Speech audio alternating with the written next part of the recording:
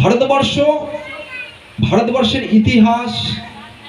ইতিহাসকে ভুলিয়ে দেওয়া হয়েছে প্রত্যেকবারে। সেই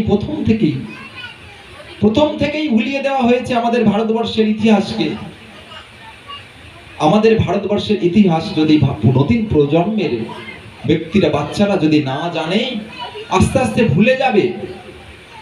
যেটা না বললেই নয়, আজকে যে আনন্দ মহোৎসব, এই যে মহোৎসব, এটা শুধু আমাদের হিন্দুদের, সনাতনীদের জন্য মহোৎসব নয়, সমগ্র জাতির জন্য, সমগ্র মানুষের জন্য, জাতি ধর্ম বর্ণ নির্বিশেষে সকলের জন্য। কারণ মানুষ শান্তি চায়, মানুষ হচ্ছে শান্তিপ্রিয়। যারা মানবতাবাদী, যারা জাতীয়তাবাদী, তাদের এই নিরপেক্ষ রায় থেকেই আজকে যে এই রায়টা বার হয়েছে, নাকি এই নিরপেক্ষ রায়, মানুষের স্বতঃস্ফূর্ত রায় থেকে এই যে রায়টা দিয়েছেন, মানুষের গণতান্ত্রিক অধিকারকে প্রয়োগ করেছেন। কিন্তু এই গণতান্ত্রিক অধিকার কবে থেকে এসেছে? বেশি দিন নয়। আমাদের ভারতবর্ষের পূর্ব ইতিহাস জানলে বোঝা যায়, সমগ্র কিন্তু আমাদের এই ভাগবতের মধ্যেই আছে। যখন আমরা সাপ্তাহিক ভাগবত পাঠ করি, তখন কিন্তু এই প্রথম থেকে, সৃষ্টির প্রথম থেকেই আমরা ধরে ধরে আলোচনা করি কোন জায়গা থেকে এসেছে। রাজারা, আমাদের ভারতবর্ষের শেষ হিন্দু রাজা হলেন লক্ষণ সেন, শেষ হিন্দু রাজা। তারপরে আসলো মুঘল সাম্রাজ্য এসে ইসলাম শাসন প্রতিষ্ঠা হোক। টোটাল দিল্লি, বাংলা সমস্ত ইসলাম শাসনে পরিণত হয়ে গেছিল। ভগবানের অশেষ কৃপায়, অশেষ করুণায় আবার সেই রাজ্য ফিরে পেয়েছে সনাতনীরা, সেই দেশ ফিরে পেয়েছে। একটা কথা মনে রাখা দরকার আছে, সমগ্র পৃথিবী, আমরা পৃথিবী বলি, কিন্তু পৃথিবী নামটা এলো কোথা থেকে? এই পৃথিবী পৃথু মহারাজের নামকরণ অনুসারে নাম থেকে পৃথিবী নাম এসেছেন। এই পৃথু মহারাজের জীবনী, তিনি সাধনার দ্বারা, তিনি সাধনা করে এত বড় তপস্বী। তিনি তার যে রথচক্রে, তার রথের মাধ্যমে তিনি সমগ্র সূর্যকে রথের মধ্যে মানে পরিক্রমা লাগিয়েছিলেন, পৃথিবীকে পরিক্রমা করেছিলেন তিনি প্রথম রথের সাহায্যে। যখন পরিক্রমা করেছে 7 বার পরিক্রমা, সেই রথের চাকার আঘাতে বড় বড় যে 7টা সমুদ্র তৈরি হয়েছিল, তাই আজ সেই 7 সমুদ্র ভূখণ্ড তৈরি হয়ে গেছিল। আমাদের এই যে এশিয়া মহাদেশ, বড় বড় মহাদেশ তৈরি হয়ে গেছিল। সেই সময় থেকে ভারতবর্ষের টোটাল পৃথিবীর মানচিত্র বদলে দিয়েছিল। কোথায় সমুদ্র, কোথায় ভূখণ্ড, সেই পৃথু মহারাজের থেকে। তখনই পৃথিবী নামটা প্রজারা দিয়ে দিয়েছিল। তারপরে একে একে রাজারা আসলো। ঋষভ দেব ভগবান তার এক অবতার হিসাবে ঋষভদেব যখন আসলো, তার সুশাসনের পরে তার যে পরবর্তীতে তার সন্তানরা আসলো, যে ভরত রাজা, যে জড় ভরত বলে আমরা যাকে চিনি, তার নামকরণ অনুসারে তার যে সুশাসনে প্রজারা সন্তুষ্ট হয়ে এই ভারতবর্ষের নামকরণ করেছিলেন ভারতবর্ষ। তার পূর্বে নাম ছিল অজনাভ বর্ষ, নাকি? ভরত রাজার পূর্বে এই ভারতবর্ষের নাম ছিল অজনাভ বর্ষ। তারপর ভরত রাজার পরেই নাম হলো ভারতবর্ষ। তা সেই ভারতবর্ষ অখণ্ড ছিল। বাংলাদেশ, পাকিস্তান, মায়ানমার, ভুটান, নেপাল, আফগানিস্তান সমগ্র একটা ভূখণ্ড ছিল। সেইটা পরবর্তীতে ভারতবর্ষের ইতিহাস থেকে সরিয়ে দিয়েছিল হিন্দুদের সমগ্র কাহিনী। আমাদের পশ্চিমবাংলায় যেসব ওয়েস্ট বেঙ্গলের যে বোর্ড আছে, সিলেবাস থেকে রামায়ণ, মহাভারত, গীতা সব তুলে দিয়েছে। সেখানে তুলে দিয়েছে আমাদের সংস্কৃতির কথা। আমাদের পূর্বে যে মুঘল সাম্রাজ্যের পূর্বে, ব্রিটিশদের পূর্বে যেসব রাজারা ছিল, সেসব ঘটনাগুলো তুলে দিয়েছে, জানতে দেওয়া হয়নি। ইতিহাস থেকে অনেক দূরে রেখে দিয়েছে, আগামী প্রজন্মেদের অন্ধকারে রেখে দিয়েছে। তাই বলবো, এখন আর অন্ধকারে নয়, সকলের মধ্যে জ্ঞানের চেতনা যাতে জাগে, সকলের মধ্যে যাতে জ্ঞানের সেই ভারতবর্ষে, পৃথিবী তথা পৃথিবী যে জ্ঞানের চেতনা, ভারতবর্ষের মূল ইতিহাস, সকলে যাতে জানে সেই সব বইপত্র কিনে ছোট থেকে বাচ্চাদের সেই সবগুলো পড়ান, বড়রা অধ্যয়ন করুন এবং ভারতবর্ষকে জানুন, চিনুন। ভারতবর্ষকে জানলে ভগবানকে জানা হয়ে যায়। ভারতবর্ষকে চিনলে, ভারতবর্ষকে জানলে ভারতবর্ষের আর্য ঋষি মহার ঋষিদের জানা হয়ে যায়। তাই আজ যে আনন্দ, বাবা চলে যাচ্ছে না, তাহলে কি হলো? এই যে সনাতন ধর্ম, সনাতন ধর্ম আজকেরকার ধর্ম নয়, এর কোনো আদি অন্ত নেই।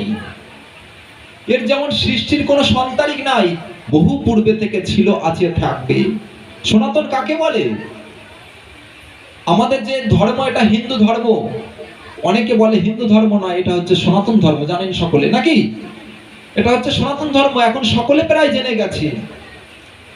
তাহলে এই সনাতন ধর্মের, সনাতনটাকে ভগবানের নামে নামকরিত, এই সেই সনাতন, যিনি আদি ও শাশ্বত, পূর্বে ছিল, বর্তমানে আছে এবং ভবিষ্যতে থাকবে। এই সনাতনকে কেউ ধ্বংস করতে পারে না। এই সনাতন জাতি যেদিন ধ্বংস হয়ে যাবে, টোটাল পৃথিবী সেদিন শেষ হয়ে যাবে। এই সনাতন জাতি আছে বলে এখনো ভারতবর্ষের তথা পৃথিবীর সংস্কৃতি বেঁচে আছে। সমগ্র পৃথিবী শিক্ষা পেয়েছে এই ভারতবর্ষ থেকে, এই সনাতন জাতির কাছ থেকে। যেমন সমগ্র ভাষা আছে, যত পৃথিবীতে ভাষা আছে, এই সংস্কৃত ভাষা থেকে সকল ভাষার সৃষ্টি হয়েছে। আর যত সংস্কৃতি আছে, সব এই শিক্ষা সংস্কৃতি এই ভারতবর্ষ থেকে নিয়ে অন্যান্য দেশ আজ কত উচ্চ পর্যায়ে পৌঁছে গেছে। মাগো, দুঃখের বিষয়, আমাদের ভারতবর্ষের সংস্কৃতি, অর্থ, সংস্কৃতি সবকিছু নিয়ে তারা বড় হচ্ছে, আমরা আস্তে আস্তে নিচে নেমে যাচ্ছি। কেন নিচে নেমে যাচ্ছি? আমাদের ঐক্যতার অভাবে আমরা নিচে নেমে যাচ্ছি। আমরা সনাতন জাতিকে বুঝিনি, আমরা সনাতন ধর্মকে আমরা বুঝি না। ধর্মকে বুঝতে হবে। সনাতন ধর্ম কি বস্তু? আজ কেন সনাতন ধর্ম থেকে কনভার্ট হয়ে অন্য ধর্মে চলে যাচ্ছে? কেন ইসলাম ধর্ম গ্রহণ করছে? এগুলো হচ্ছে অজ্ঞানতার ফল স্বরূপ। এগুলো অজ্ঞানতার ফল স্বরূপ আজ ধর্ম থেকে বিচ্যুত হয়ে অন্য ধর্ম গ্রহণ করছে। জানে না সনাতন বস্তুটা কি, ভগবান কি বস্তু। যা আছে এই ধর্মে, তা পৃথিবীতে হাজার লক্ষ ধর্মের মধ্যে খুঁজলেও এই সব কিছু পাওয়া যাবে না। এ এমন একটা বস্তু, শক্ত নারকেলের মতো, যা উপরটা শক্ত মতো লাগে কিন্তু ভিতরে এত নরম, এত সুস্বাদু, যা মানুষের জ্ঞান ও চেতনার উর্বর শক্তিকে বাড়িয়ে দেয়। তাই বলবো, সকলে যা করেছেন আজ থেকে সনাতন ধর্মকে বোঝার জন্যে অধ্যয়ন করুন এবং জানবার জন্যে সাধুগুরু সঙ্গ করুন, সাধু সঙ্গ করুন এবং অধ্যয়ন করা শিখুন। যেখানে গিয়ে শিখতে পারবেন। এবং এখন সোশ্যাল মিডিয়ার যুগ, সোশ্যাল মিডিয়া থেকে ভারতবর্ষের ইতিহাসগুলো জানুন, জেনে ভারতবর্ষের যে সংস্কৃতি বাচ্চাদের মধ্যে প্রবেশ করান। কারণ আমাদের অতীত ইতিহাস ভুলে গেলে চলবে না। সেই অখণ্ড ভারতবর্ষ আজ কিভাবে খণ্ড হয়ে গেল, আজ পাকিস্তান আলাদা হয়ে গেল। মাগো, দুঃখের বিষয়, যেটা বলতে আজ ভালো লাগছে। কেন বলছি? পৃথিবীতে 157 কোটি খ্রিস্টান আছে। 157 কোটি খ্রিস্টানের জন্য 120টা দেশ আছে। 120টা দেশ আছে। 147 কোটি ইসলাম বা মুসলিমদের জন্য 120-25টা দেশ আছে।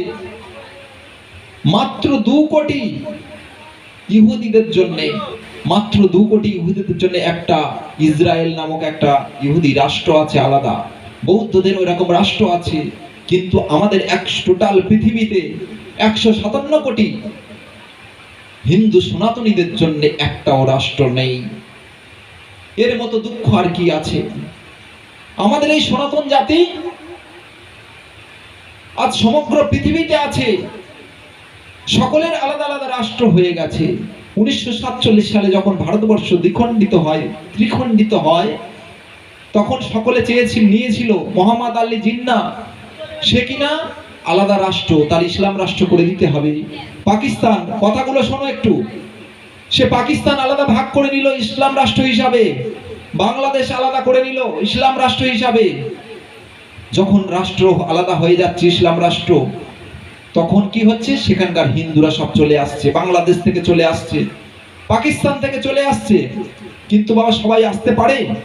তাদের তো ভিটে মাটি সব ওখানে আছে, সবাই তো আসতে পারেনি। তখনকার সময় যখন 1947 সালে, তখন পাকিস্তানে অন্তত 30% হিন্দুরা তখন রয়ে গেছিল, প্রায় 30% হিন্দু রয়ে গেছে। সেই হিন্দু আজ এত বছর পরে 2026-এ এসে প্রায় কত পার্সেন্ট এসেছে? 2% এসে দাঁড়িয়েছে। ভাববার বিষয়। সেই হিন্দু এখন 30% থেকে 27% থেকে আজ 2% এসে গেছে পাকিস্তানে। 4000 হিন্দু মন্দির ছিল।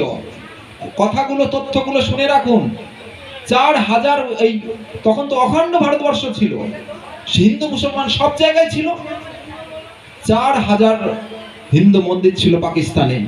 এখন মাত্র সমস্ত হিন্দু মন্দির ভেঙে দিয়ে মাত্র 4 থেকে 5টা,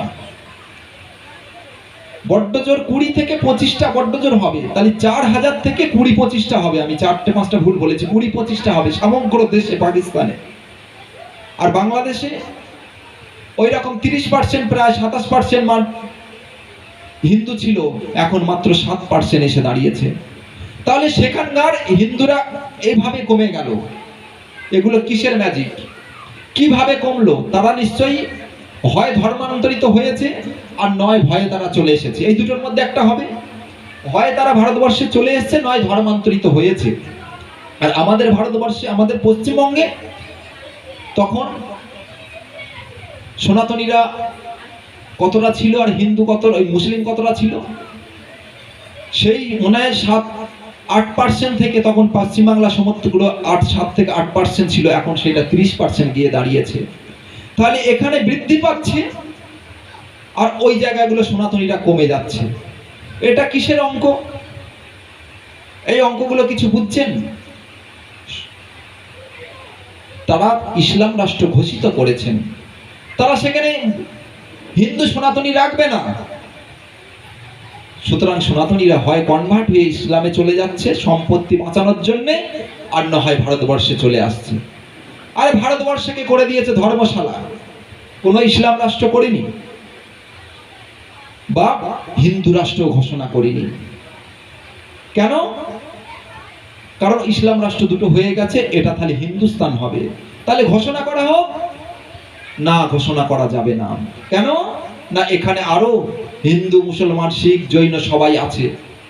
সবাই তাহলে দাবি করলো, তাহলে আমরা যে থাকবো, তাহলে আমাদের সুরক্ষা দিতে হবে। হিন্দুস্তান হিসেবে আমরা মুসলমানরা মার খাবো।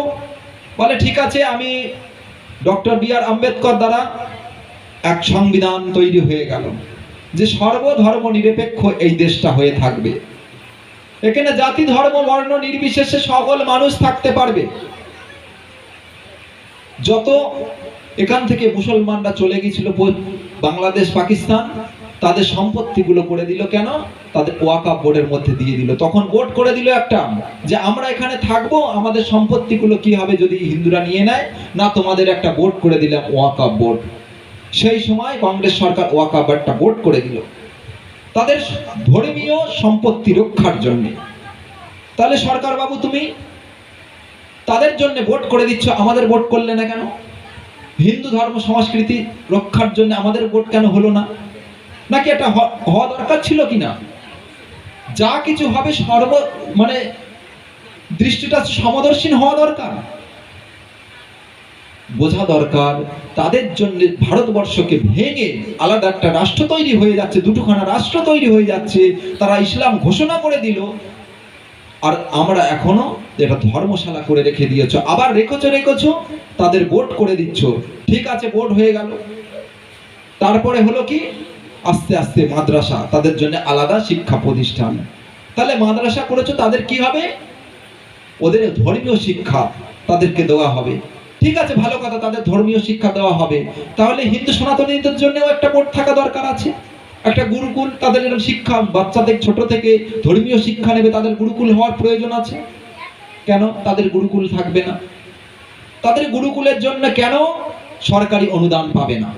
পাওয়া উচিত কিনা? সমদর্শিতা হওয়া উচিত কিনা? এখনো পর্যন্ত হয়নি। কেন হয়নি? পুরনো ইতিহাসগুলো, পুরনো যেসব সরকার ছিল তারা সেগুলো হওয়ার চেষ্টা করেনি। কত কত ঘটনা আছে এই সনাতনীকে শেষ করবার জন্যে সারা পৃথিবী জুড়ে খ্রিস্টান থেকে ইসলাম থেকে শুরু করে সবাই মিলে চেষ্টা করেছে এই সনাতনীকে দমানোর জন্য, পারেনি। কারণ স্বামীজির মতো এক নেতা যেখানে আবির্ভূত হয়েছে, মনীষী যেখানে আবির্ভূত হয়েছে, রামকৃষ্ণদেব, অনুকূল চন্দ্র, চৈতন্য মহাপ্রভু যে ভারতবর্ষে জন্মেছে, যেই পশ্চিম বাংলায় জন্মেছে, যেখানে নেতাজির মতো, ক্ষুদিরাম বসুর মতো, ভগৎ সিং এর মতো দেশপ্রেমী মনীষীদের জন্ম হয়েছে, তাদের মতো সনাতনীদের জন্য আজ এখনো সনাতনীরা সুরক্ষিত আছেন। তা আমাদের ন্যায্য দাবি, ন্যায্য আমাদের পাওনাগুলো কেন দেবে না? এতদিন পর্যন্ত দেয়নি। আজ যে রামচন্দ্রের কথাগুলো শুনে রাখুন, আমাদের এই ভারতবর্ষ টোটাল পূর্বে যখন মোগল সাম্রাজ্যের পূর্বে সেই ইতিহাসগুলো কেন জানানো হয় না? শুধু মুঘল সাম্রাজ্য কেন আমাদের ইতিহাস বইতে থাকবে? মুঘল সাম্রাজ্য শিখে আমরা শাহজাহান, বাবর, আকবর শিখে আমরা বাচ্চারা কি শিখবে? হ্যাঁ, শাহজাহানের জীবনী, আমরা শাহজাহান বা বাবরের জীবনীতি 16 নাম্বার আমরা ইতিহাসে। বাবরের রাজ্য, তাদের যে রাজ্য যে পরিচালনার বা বাবরের যে সংক্ষিপ্ত জীবনী 16 নাম্বার তখনকার মাধ্যমিকে আসতো। জাহাঙ্গীর, শেখ শাহজাহান, তারা ভারতবর্ষের জন্য কি করেছে দেখা, ভারতবর্ষের কি উন্নতি করেছে, ভারতবর্ষে তারা কত বড় বড় ক্ষতি করেছে, কত নিদর্শন, হিন্দুদের স্থাপত্য সম্পত্তি নষ্ট করেছে, সেসবগুলো কই তুলে ধরা তো হয় না। ভারতবর্ষে যে নালন্দা বিশ্ববিদ্যালয়, যে নালন্দা বিশ্ববিদ্যালয়ে 2000 শিক্ষক ছিল, 2000 একটা স্কুলে কোনোদিন শিক্ষক থাকতে পারে? পৃথিবীর সর্বশ্রেষ্ঠ বিদ্যালয় ছিল এই নালন্দা বিশ্ববিদ্যালয় আমাদের ভারতবর্ষে, নাকি?